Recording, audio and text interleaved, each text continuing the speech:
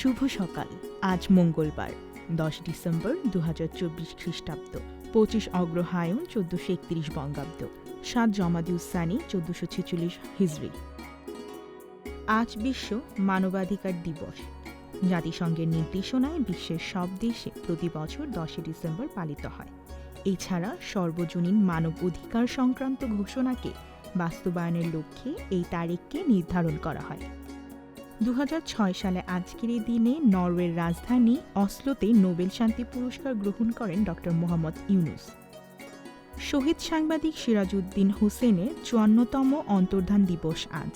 1971 সালের এই দিন মধ্যরাতের পর পাকিস্তানি বাহিনী ও আল বদর বাহিনীর সদস্যরা তাকে অপহরণ করে।